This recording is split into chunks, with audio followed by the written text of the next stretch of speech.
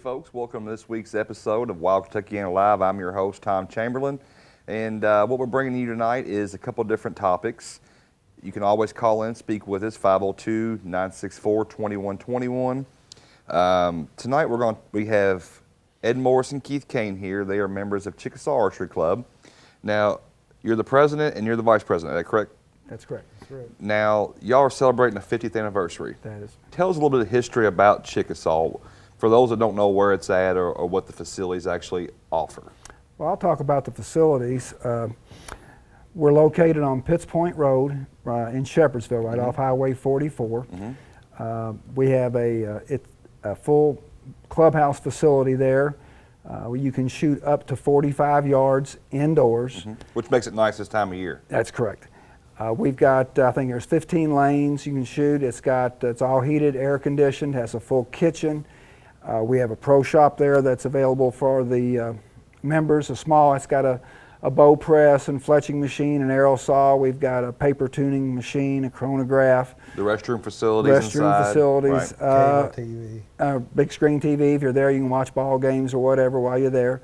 Right outside the clubhouse, we have a covered area with picnic tables and gas grills and all of that. We have an outdoor practice range. The shooting line is covered, so you're out of the rain or the snow. Sure. We've got, you can shoot either field point targets or broadhead targets at 20, 30, and 40 yards, and field point targets at 50 and 60 yards. Now, that's really impressive. I mean, for the folks that always want to stay in tune, whether you're shooting indoor spots or 3D competitive archery, or you're just staying in practice for bow season, you have the facilities to do that with, either outside or inside, depending on the weather. That's correct. Now, y'all also have quite a few acres there, right? Yes, sir. I don't remember. Keith might be able to tell you what the acres are. 40 acres there. We have a full 14-target NFAA certified field archery range, and then we also run 30 ASA 3D targets shoots during the summer as well. Now, tell us a little bit about some of the activities. I know, Keith, you're heading up the indoor 3D target competition y'all having on Saturday nights. Tell us a little bit about that. Well, every Saturday night, we start at 6 o'clock. We set up 15 targets inside. It's a 35-yard max. We stagger them around. We shoot them twice. It's a good time. Not real big competitive thing, you know, but it's more of just getting together, fellowship. There's paybacks. There's a payback. I flight it to where I try to even out, you know, where somebody comes in there and shoots way up. The guy that comes in, your normal shooter, come in there and shoot low, might win the same amount of money. Okay, and is it known yardage or unknown yardage? Unknown yardage. Okay. They're showing here some YouTube videos of some of the practice range facilities we have here. And it's really cool out there, folks. If you've never been out there and checked. No, that's not a practice range. That's a 3D shoot. That was an actual 3D shoot y'all had? Yeah.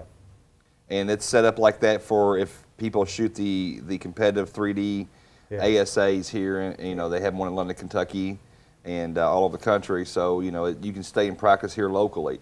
Now, what's it cost to become a member, and what do the members get for that?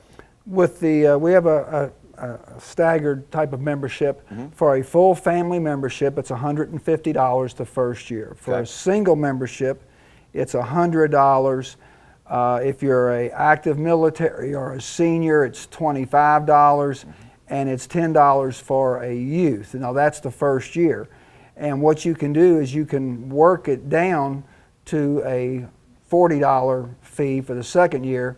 You get credit. If you come out and help us work a shoot, help us set targets, 10 meetings, you get a credit. Every time you get a credit, it knocks $5 off your dues. So after the first year, if you want to be active in the club, you can greatly reduce your fees. And that's great because, you know, if you don't want to be active at all, you just pay the $150 and you don't have to do anything. That's great. And you just come shoot when you want to. Now, your club, can the members access it 24 hours a day? That is correct. Everything is digital or combination.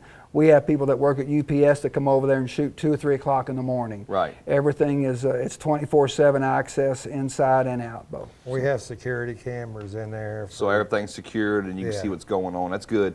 Now, this is not an individually owned club. This is actually a members owned club. Is that correct? That is correct. So y'all have a board of directors and, you know, the whole 9 yards, and everything gets voted on, and any of these meetings, I believe y'all have them once a month. That's the first Monday of the month. And any of the members can come to the meetings. Correct. Maybe they have a great idea of something that needs to be done, or may have some input on something. Is that correct? We're always open for suggestions on, not any one member, like me in the 3D, if somebody's got an idea, they want to have some kind of shoot or something, all they got to do is come to the board or come to the meeting, but put it to the board or to the people, they vote on it and you do it, but, we have different people that run different things, Right. I'm sort of head of the 3D, we have another guy head of the 5 spot. Tell us a little bit, what all type of archery shooting do y'all have there? Well, besides the 3D, like Keith was talking about. Indoor and outdoor 3D. Indoor and outdoor. We have the outdoor field archery, Uh-huh. which is the NFAA sanctioned, and we hold NFAA tournaments there. Right. Indoor, we have the indoor 5 spot, and we have the indoor Vegas rounds. We shoot every Tuesday night at 7 o'clock and every Sunday afternoon at 2 o'clock through the winter. It's open to the public. You don't have to be a member to come to those shoots. Just like Okay. Keith's 3D shoots on Saturday night, anybody can show up and shoot. It's a fun event, same way that the Tuesday night and Sunday night spot events, those are 20-yard shoots. Right. It's a set known yardage every time. But and then Keith can tell you a little bit too. We've got quite a bit of youth events that go on up there too. Yeah, Keith, what kind of youth events do y'all have? I know y'all cater to a lot of the Joad kids and the NASP kids. Tell us a little about that. Well, we have Joad that comes in there. I don't know if they're still doing that. They are. Yep. They are? Yes.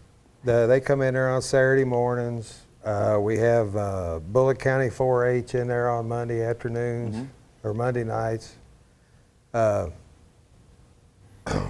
We're basically, it's just for, we have the NASP kids that come in Right. there and practice all the time. We got quite a few people that, you can join associate member if you're a kid for $5 a year, and you're not going to beat that anyway. No, especially when you get the opportunity of shooting when it's The cold facility, outside. the facility that we have, Yep. you're not going to beat that. Well, folks, we're going to take a quick break. When we come back, we're going to talk a little more archery with Keith and Ed here, and talk a little more about Chickasaw archery. So stay tuned.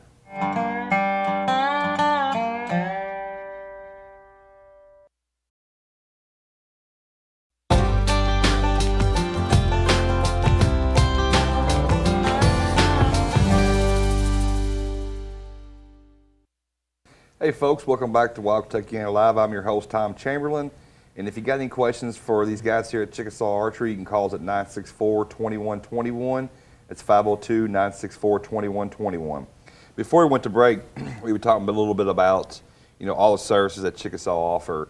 And it's a lot of bang for your buck that you're getting with the indoor facilities, heated, air-conditioned, controlled environment, and then your outdoor target ranges you have, and the practice facility on the outside, and plenty of parking. It's secured where only you have a code, so everybody's not coming and going. If you have the code, you're a member. Now, tell us a little bit about the different steps that you have in these tournaments. I mean, I know you have from beginners, novice, all the way up to probably semi-pro or pro levels. Is that correct? Well, it depends. Like, if you get into the competitive end of it, you have like an ASA, you have bow novice, Right. which is your starter level, all the way up to your pro level. Right. At the club, I mean, we basically have fun shoots to where you don't want to put too much pressure on it. You get too competitive, it takes a lot of the fun out of it. It does. It does. And we have the different levels, as far as coming to the club, we have different levels of people there that know just as much as you go into a pro shop. Sure. You need to get your bow worked on or whatever. So if somebody's just seeing this episode here and they want to really get into some type of archery shooting, whether it be starting to learn how to bow hunt or maybe shoot competitively, there's a lot of knowledge at that club. There's Yes, a lot of guys there that have been shooting for 30, 40, 50, 60, 70 years. Some older guys in there that really have a lot of knowledge and can help the younger generations out if they wish to take that aspect further and shoot competitively. We've got, I don't know how many, they're currently national champions. Right.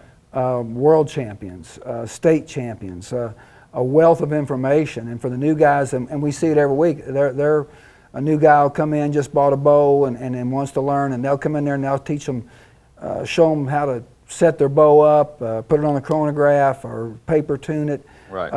That's the one nice thing about the membership. They're always willing to help a new guy or help the kids. And we have a lot of women shooters. A lot of women shooters down there now shooting in the leagues and everything else. And that helps too, because then you can make it so now that you have the gentlemen that are always going to shoot, you have the women and the kids, so now it becomes a family affair. Correct. And that's what you're really going for, is you want the whole family there shooting. And you want to get everybody involved. If you break it down, what you would charge for entertainment for a weekend, shooting your Saturday shoots is great entertainment. It's very cheap. You can't go to the movies anywhere or hardly even rent a movie as cheap as you can have fun at Chickasaw on Saturday nights. Well, if you just go to a pro shop and shoot your bow, yeah, that's at least $5 or $10 for a range fee right there. right. Whereas you could come spend $100 at Chickasaw, 24/7 access. That's right. Every day, doesn't matter. It never shuts down. I know y'all have family days out there. Correct. Tell us a little bit about the family day y'all have. We have one. It's every August. Everybody comes out. They bring covered dishes. The club buys all of the meat and buns, whatever we decide to have that day. We have a lot of different types of shoots. A lot of kids events. We have some fun shoots. We have a 3D. We have a field archery. We have an indoor spot. A little bit of everything, and it's just a fun day. Just bring Kind of like a the family. buffet of shooting. Everybody can try a little bit of everything Well, out. we have a yeah. shooter of the year thing where you shoot so many 3D targets, then you go in and shoot so many 5-spot targets and go out and shoot the field round, and that combined score, it narrows it down. The last part of it is the 3D part, and that narrows everybody down till you get to the shooter of the year. That's fun. I mean, that's really It's fun, fun. And y'all really stress fun out there, and y'all really stressing, I guarantee you, if you come out there Saturday night, you don't have fun, I'll let you shoot for free. Oh, you can't beat that, folks. No. You hear him. Yeah. If you don't have fun out there, and Keith will make sure y'all have fun. I've been out there a few times, and it is a lot of fun. I'll watch the Facebook page. They also have a Facebook page. They have a website that has all their current events on their calendar of everything that's going on, shows the board meetings. Y'all hold ASA state qualifiers. Correct. At Chickasaw, and I think you're holding a couple this coming up year. Right. Just one. Just one this year? Just one. That's going to be in April. Okay, so April they're going to have a state ASA qualifier for your competitor shooters out there. We don't have our outside 3D schedule set yet, but that's one of my goals for this meeting to get that tomorrow's meeting to get that started. You can volunteer yourself to come out there and set a course. Be glad to have you. Well, I tell you what, I might come out there and help y'all set a course. Might do that this year, help y'all out a little bit. So if somebody wants to become a member, how do they go about doing that? Best way is right now, this time of year, during the summer, there's people out there all the time. All you have to do is show up. Right now, cold, whatever. Best time is to come to one of our events, either Saturday night 3D, Tuesday night indoor spots, or Sunday afternoon indoor spots. Somebody will take time. They'll show you around, let you shoot, participate, kind of help you out and show you around. And then if your person's interested, you can fill out an application right there on the spot. Now, can people show up at your board meetings that are not members and want to join right then? The board members, the board meetings are strictly for the board members, but we have a general membership meeting the first Monday of every month, which will be tomorrow night, 7 o'clock at our facility.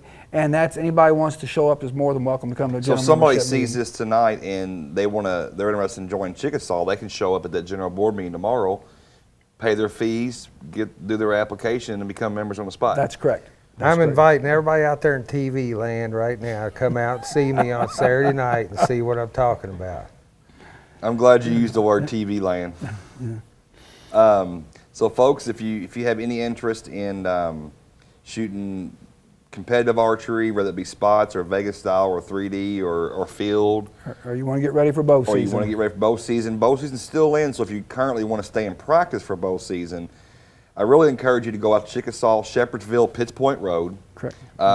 Ed Morris and Keith Cain. Keith's out there, you're out there quite a bit, so they can usually see you out there.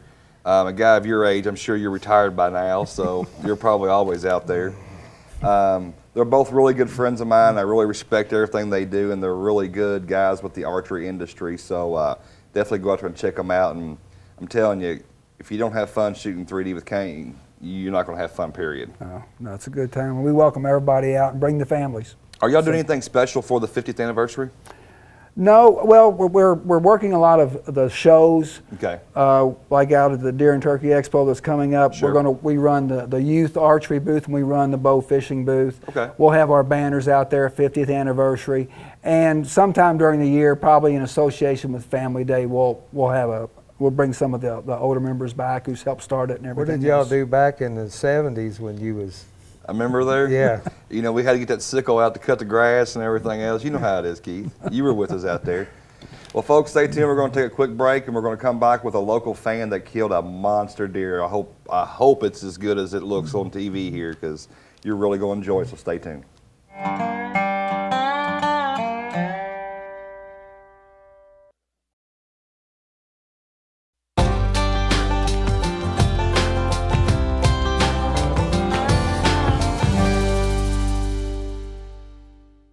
Hey folks, welcome back to Wild Kentuckiana Live. I'm your host, Tom Chamberlain. This is a very interactive show. We want to hear your feedback. We want to hear your questions. You can call us at 502-964-2121. We just got done with Chickasaw Archery Club's 50th anniversary. We've got Russ Cassell here. He's a fan. And coming up after Russ, we're going to have Senator Dan Malano coming on. So we're really pleased about this whole episode. It's just a really good, solid episode for us. Now, Russ reached out to us. He's seen a couple of the episodes and really enjoyed the show and watches our Facebook page. So you reached out to us because you killed a unique deer and you had a unique story to go with it. Yeah. And by the way, thanks for coming on tonight. Awesome. My pleasure. Thank you for having me. Now, this deer you killed, what county was it in? It was in Ohio County. About what area in Ohio? Near Fordsville. Okay. About probably 3 minutes outside of Fordsville. Gotcha. Again, Kentucky. Now, you had a little prank played on you. Yeah. Tell me a little bit about that. It was about 3 years ago. New guy that was hunting with us. He actually did it, and he downloaded pictures onto his trail camera and pranked us all. There was about 5 or 6 people that hunt with us. Uh-huh. So he got all of us. So he was basically photoshopping huge deer into his trail cam pictures, and he was showing you all these trail cam pictures, and it was none of those deer were real. They were all fake deer that were photoshopped in. Yeah. Well, as a hunter, that's a pretty dirty trick. Oh, yeah. It's pretty funny, but it's a pretty dirty trick. Oh, it hurt me at first. Because you get your hopes all up, and next thing you know, bam, they're gone. It's like a balloon being popped. That's right. So you knew that was pranked. So you get in your stand. This is coming up, this past modern gun season, and you're hunting with a 243, is that right? Yes, sir. And you're hunting a pretty good piece of parcel, about 96 acres. 96 acres. So tell us a little about this deer, and we're going to show some pictures while you're talking about this deer. Okay. This deer is amazing. Well, basically, I got in my stand about probably 15 minutes before daylight. Heard something coming up the hill, so I got real excited and looked. It was about 5 or 6 raccoons coming up. So I'm sitting there, and I hear something else coming. Well, I looked in front of me, and there was what I thought to be a bobcat. So I took my phone out of my pocket and started videotaping it. Looked at the screen, saw that it was a little bitty deer, a little yearling. So I'm watching it walk by, and then I noticed some does coming up behind them. And they got up, walking into the thicket, and I picked out the biggest one. It's fourth in line, and as I'm about to pull the gun up to shoot, I see antlers. So my heart starts racing, I start shaking. It always does. You know how it is.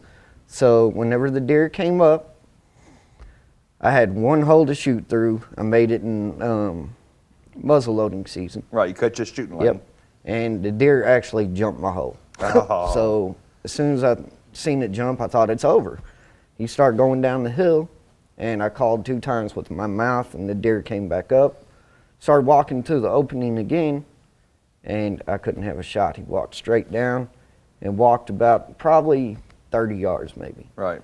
Into the thicket, and I had one little window that I was hoping he'd step in.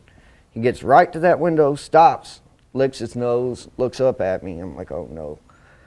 Well, he took that last step. I shot. He jumped about 5 or 6 feet in the air, came down and bolted. with its tail between his legs, so I Right. knew I hit the deer. Usually I it didn't know means how a far. really good hit when they're tucking and they're running. Yeah. And as you can see here, these pictures here, that is just an amazing deer. Two great big kickers, and you're very lucky to keep that one, because a deer has a kicker like that and they've been shot, when they usually crash, they usually snap that off that pressure. So your taxidermist told you were very lucky to have Yeah. that done. And I tell you what, folks, this thing scored 180 inches and 7/8 out of Ohio County. And if that don't tell you the kind of deer we're raising here in Kentucky, nothing will, because that is a monster deer.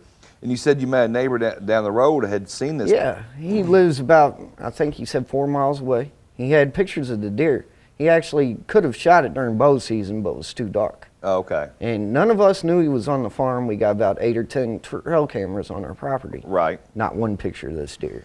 And it's crazy, because that just goes to show you that when rut season comes in, that these bucks are going to be on their feet and they're going to cruise. And I know QDMA had a survey saying that, you know, if you had a 4-to-1 or 5-to-1 doe to buck ratio, then those deer are going to stay in their core home area. If you don't have that doe ratio, then these bucks are going to be up and they're going to move. And your neighbor had him on camera 4 miles away. Yep. So that just goes to show you what a buck can do when he's in rut and he's trying to find those receptive does, and he'll travel to the end of the world to find a receptive doe. Kind of like we do when we were younger and we would go to the club. We'd go to every club in the world trying to find one. So it's that is an amazing deer, and congratulations on a great kill. Is that your biggest kill to date? Yes, sir. The best buck I had before that was a 10-pointer, probably about 120 inches or so. Now, how many scoreable points did this buck have? If you do it the way I do it, it was 16, because I could fit a ring on it. But the way that they scored it, it was 13. So your taxidermist scored it at 13 scoreable sir. points at a 187-inch score. That is an impressive deer. The only thing could have made that whole hunt better if you'd have killed him early bow season and Oh, yeah. velvet. Or that if my would have kid been- was sitting next to Or him. if your kid, absolutely. We always encourage it to have the youth out there, and you know that is an amazing kill. And folks, if you're watching this at home and you've got a story like Russ is here, he just shot me some info on Facebook, and we got in contact with each other, and we hooked up, and you know he brought him on here, and you did a great job, and you killed a wonderful, wonderful animal. And folks, if you got anything like this story, give us a call. And I'm going to tell you, too, whenever I shot that deer, I cried like a baby. Well, I'll tell you what, that's a good thing, because at first you didn't find no blood, right? No. Actually, I was worried about it because I knew I hit the deer because it tucked its tail, but I didn't know how good. I went to the last place I seen it and seen the deer. And I laid there in the leaves and mud and cried. My stepdad walked up and my cousin, and they were in shock. Yeah, there's no shame in that, because I'm going to tell you, that's what makes this sport great, and that's what makes, you know, having our Second Amendment rights so wonderful in this country. Even though everybody in the world is trying to take them away from us, that you can do this and you can experience this and have this self-gratifying feeling that you get to harvest one of the biggest bucks probably going to be killed in Ohio County this year. Yeah. So again, Russ, I really appreciate you contacting me. Thanks Oh, for no coming problem. on, man. You're a heck of a hunter, and we're glad to have you back. You killed I'm another so monster glad like you this. had me on. Folks, stay tuned. Special guest Senator Dan Seum's coming up next. We're going to talk about your Second Amendment rights. Stay tuned.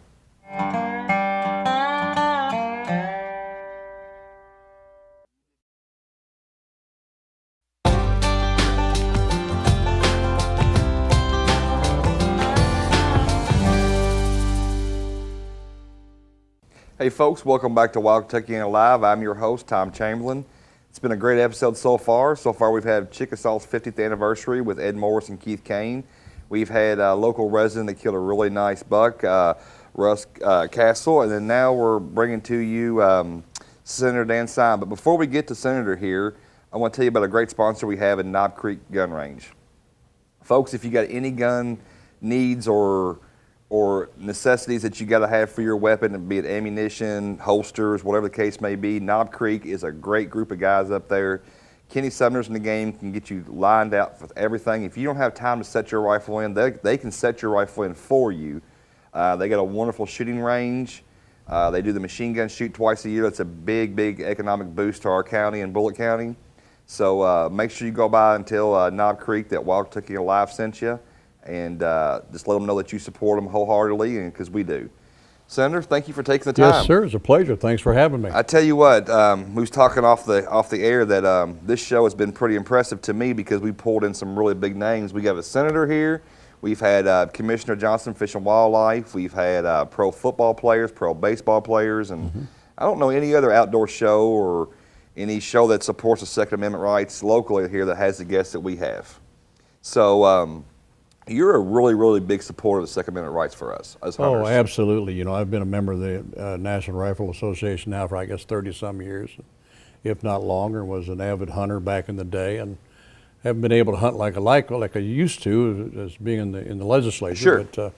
But here a couple of weeks back, we were doing some trap shooting out at my place. So I enjoy my weapons, and I enjoy my hunting, and I enjoy being a sportsman. So. And that's really good for us because that means you're up in Frankfort fighting for our rights, and we really appreciate as hunters across the state that you go to the end of the earth to try to protect our rights. You know, sometimes it's a lot of people think you're supposed to file legislation. Sometimes it's important to stop the crap that comes at you, and there are people that would take your Second Amendment rights away from you via legislation. And part of the job is to stop that and make sure it doesn't happen to us. That's right. Now, you're in District 38. Yes, sir. That covers part of Jefferson County. Part of Jefferson County and all of Bullitt County. Right. And also proud to have Knob Creek in my Senate district. That's right. And you were from 1989 to 92, and then from 95 to present. So you've been in Frankfort for a long time now. And prior to that was in the House for 7 years. So I've been in office about 35 years now. So. Now, 35 years, and so tell us a little about your past. You were a restaurant owner. The restaurant and bar business, we had Milano's out on Strawberry Lane, close to Iroquois Park, and Naval Ordnance, and was there for 30-some years, and couldn't stand success and ran for office. I tell you what, I'm in that restaurant business. It's a dog-eat-dog world out there now. It's not easy, you know, and I really am very concerned about the survival of the small businessman out there. And, yeah, it's tough. Yes, it is, and you know, if you don't have an in-house attorney or an in-house CPA or an in-house personnel manager, you're really up against it. And, yeah, it's an ongoing battle daily for me. Absolutely, absolutely. So we would, you know, we're in this quest in this country to just criminalize everybody over anything and everything we can dream up. And right. In the meantime, the streets are full of our felons. Fascinating. So. It is. Now tell us that you have a little history with the concealed permit. You helped co-sponsor that bill. Absolutely. The concealed permits, concealed carry was for that. Obviously, we passed that, and thank God in today's world we have it. Yeah, it's important because, and I feel like if more people had that concealed permit, we wouldn't be having some of the stuff we're seeing now. And it's important to have you on here now with the whole California issue that just happened with us, and you know, I pray for those families and everybody out there that they get through this. It's a tough time right now for them. But, you know, when something like this happens, the first thing you always hear out of President Obama's mouth is tougher gun laws, tougher gun control. I don't really think that's the answer. No, it's not. Absolutely not. And, you know, our gun rights go all the way to the founding fathers 200 and some years ago. And obviously, it's brought us a long way in this country that is a God-given right in a Christian country, and I'm all for that. And you know, I've got, of course, a beautiful wife, 8 children, and 21 grandbabies, and I want them safe. 21 grandbabies? And I want them safe. I want them safe. And that's why you're in Frankfort fighting for our Second Amendment rights, and we really appreciate that.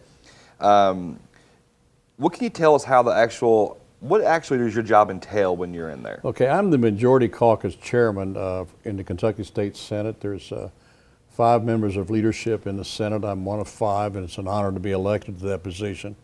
And I just got back from Maysville, Kentucky. We went on I and my other 26 Republicans went on retreat. We spent 3 days there going over all the issues, the budget, education, who's going to file what bills and so forth. And basically go to school prior to the session coming up here in January, so we don't walk in there blind. And it's just a treat to be in that leadership position, and sometimes it's a bit like herding cats, but we make it work. Now, who actually votes you as Majority Caucus Chair? Is that your peers? That's the other Republican members of the Senate. Okay. There's 5 people in leadership, including the president of the Senate. Right. And I'm one of those 5, and I'm the guy that 1 hour before we go on the floor every day during the legislative session, I convene the Republican caucus, and we sit down and we go through every bill that's about to come up on the Senate floor that day. So everybody understands what we're doing. And how many bills could come up on the floor that day? Well, I'll tell you, let me put it in perspective for you to the folks out there that are listening, especially you sportsmen. I hope you're all registered to vote, and I hope you know who your legislators are, because it is so important. When the session starts in 60 days, we will formulate and put together a $20 billion budget that by Constitution has to be balanced, and we do balance it. We will formulate and put together a $2.5 billion road fund budget, and we will deal with 1,500 pieces of legislation in 60 days. That is a lot. It is amazing. Yeah. So the reason I mentioned that everybody needs to be aware, so don't ever assume that I know what I'm doing. Right. You know, so if you see a piece of legislation that you're concerned about, you call. And you call your legislator, your state rep, your state senator. Call me and say, hey, whoa, look out for this one. Or you might be for it. Right. You know, and and I rely on that. You know, I got Ed Morris over here telling me all the time what I should do and what I shouldn't do. So. Right. And that's what you're elected for. You're elected to be the voice of the people in your district. That's correct. And you know, you've been in office a long time, so that tells me that you're doing what your constituents ask you to do. And that's, you know, and then with your peers voting you in this prestigious chair that you're in, that just tells us that you're really out there fighting for our rights all the time. It's a constant thing, and it's a constant struggle in this country to keep the people involved and to make sure that we don't infringe upon our God-given rights in this country. And folks, I see it coming all the time, and it's getting scary. So absolutely. Folks, we're going to take a quick break. When we come back, we'll speak some more with the senator. Stay tuned.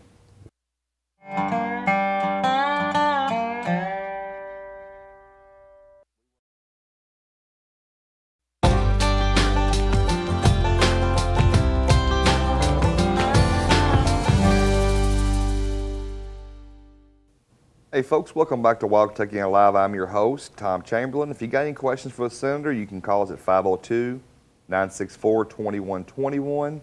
And what we talked about in the first segment with Senator was a little bit how it works with you all, what you do, and how you supported the Second Amendment rights and how you were a co-sponsor of the concealed permit. Now, I think most people out there don't really realize what happens when you actually hit the Senate floor. So can you give us a little how-to that goes on? You know, what amazes me is everybody is so in tune to what's going on at the federal level. Right. Constantly about the federal level. Folks, I'm here to tell you that what this Kentucky General Assembly can do to you or for you or against you will affect you a whole lot quicker than anything the federal government does. Right. Absolutely. You need to be aware of these people. We do have committee hearings all during the legislative session. Mm-hmm. Health and welfare being one, judiciary being another, transportation in another. They're all open to the public. Anybody can show up at that Capitol. It's your Capitol, you know. That's right. You know, you belong there. If you want to walk in that door, you come show up, and it's available. Everything is open to the public. There are no secrets. Of course, the problem you have, if nobody's in the room, you know, that's not good. Right. And so that's what we do. These are long 16-hour days. Putting this thing together. I have people in my office constantly. You know, my office belongs to the people that's in the Senate district. That's their office. It's in Frankfort, correct? In Frankfort. That's their office. And they're entitled to walk through that door just any time. I prefer you call up and tell me you're coming. Right. But if you show up, I'm still going to see you. I'm the senator, and you're my constituent. And, you know, I have a lot of concerns about Bullitt County and its needs. It's not just about the sportsmen and amendment rights. It's about bringing those transportation dollars home. Right. You know, Bullitt County needs to widen Highway 44 badly. Tremendously. I'm a Bullitt County resident, and I fight that 44 traffic every single day. And it's my job to every time you go to that gas pump and you get a gallon of gas and you pay that 45 cents in fuels tax, it's my job to make sure Bullitt County gets its fair share. And that's what we do. And of course, now if you're not telling me what road you want. Right. You don't know what to do. Exactly. So, now, you do have, watching this show, there will be a lot of Bullitt County residents because we reach well into Bullitt County. We have a big Bullitt County following. And you also have a small portion of Jefferson County, too, there. So what are other needs you're seeing in the portion of Jefferson County and in Bullitt County in general that you're trying to do for that county? Well, part of the Bullitt County, the Jefferson County areas, I have part of Fern Creek, Highview, Okolona, Fairdale, and part of Valley Station. Okay. And the needs all the way through there are just tremendous. We have a lot of street and road problems. We've got sound barrier problems. Everybody up and down the Gene Snyder wants a sound barrier, and that goes on for I-65 in Bullitt County too. So right. The needs are just tremendous, and you do your best to fill them. And so it's just an ongoing, constant process. And of course, it's always nice to be invited to your neighborhood association or your church function to let me know what your needs are. And that's great. Do you get a lot of invites like that? Yes, I do. I'm out there. I'm out constantly, and I just kind of that's what I do. Right. I'm supposed to be there. You invite me, I show up. Sure. That's what I do, and I'm in and out of a lot of churches. I consider myself a Christian.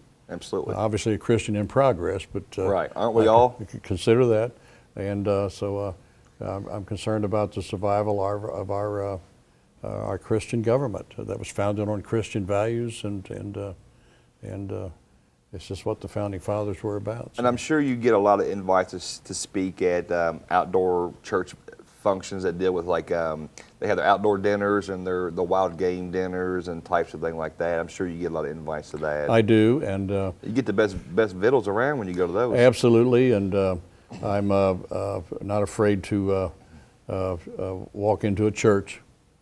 Some people are for this day, and it is fascinating. But I'm available just anytime. I'll tell you, meeting you today, Senator, what impresses me the most is you have a lot of beliefs, and you are strong about your beliefs, and you don't hide your beliefs. No, sir. You're very upfront, you're very candid, and you're very honest about what you feel strongly about, whether it be pro-life, whether it be the Second Amendment, or whether it be taking care of your constituents in Bullitt and Jefferson County.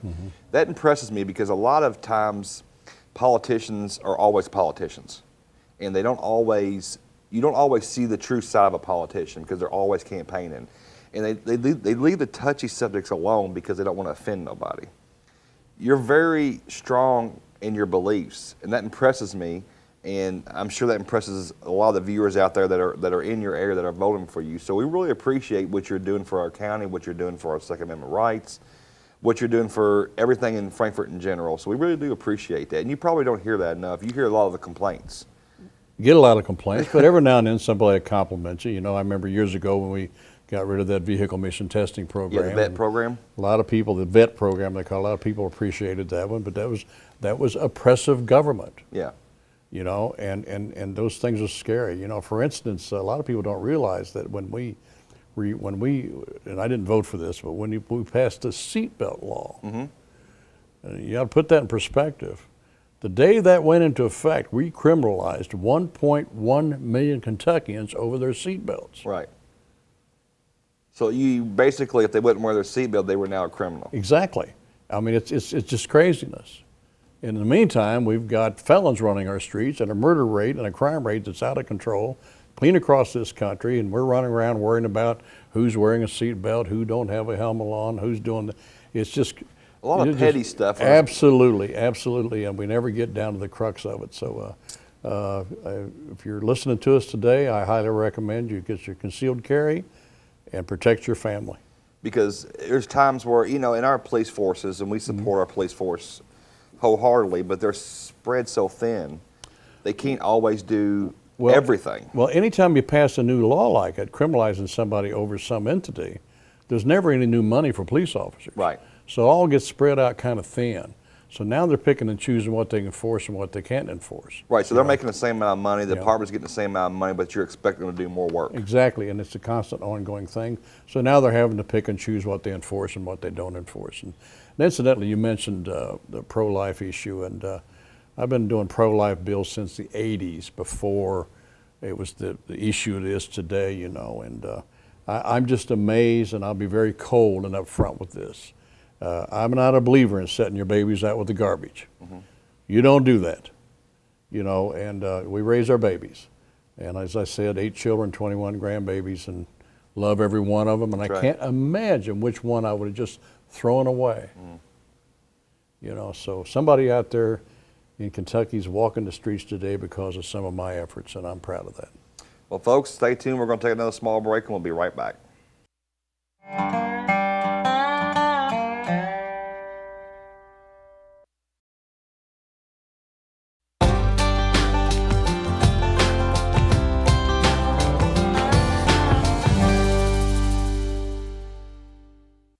Hey folks, welcome back to Wild Kentuckiana Live. I'm your host, Tom Chamberlain, and we have Senator Dan Seum here with us. And going back over, just kind of recapping what we've talked about, we had Chickasaw Archery on. They have a board meeting tomorrow night. If you would like to become a member, make sure you go out there and see them at 6:30 and sign up to be a user of all their facilities and a member of their club. And then we had local fan Russ. He was a really cool gentleman to talk to. Killed a really, really nice deer in Ohio County. Yes. And we saved the best for last. We got Senator on here. So Senator, tell us a little bit more about the needs of Bullitt County that you see. Well, it's interesting. As a county of 80,000, growing every day, we have a tremendous amount of growth, a lot of new jobs showing up. It's now the #1 growth county in the state. That's great. Absolutely. Now, the problem with that comes with problems, comes with needs. And I find it fascinating that we are now the largest populated county in the state that doesn't have a full-blown hospital. And that's a long story. I could tell you what we tried to do there, and I'm not a big fan of Kentucky 1 now because of their promises not kept, if you will, as far as a full-blown hospital. We should have a full-blown community college like any other county has. The county needs to do some growing and needs to have understanding and be willing to go after its needs. Tremendous amount of transportation problems.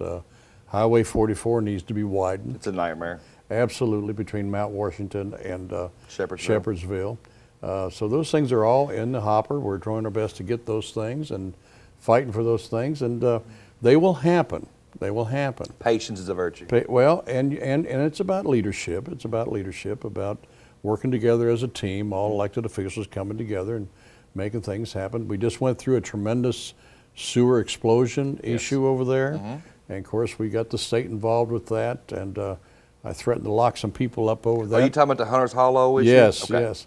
I threatened to lock some people up, even though I don't have arresting powers. But maybe they didn't know that. But at any rate, and we got that somewhat solved, but those sewer and water needs are prevalent, and down the road we're going to need more of it.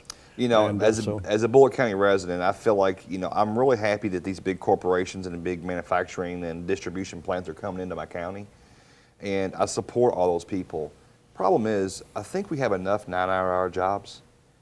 We need in our county more $15, $16, $17 an hour jobs, because the way that our economy's evolving, $9 an hour, you cannot support a family on $9 an hour. No.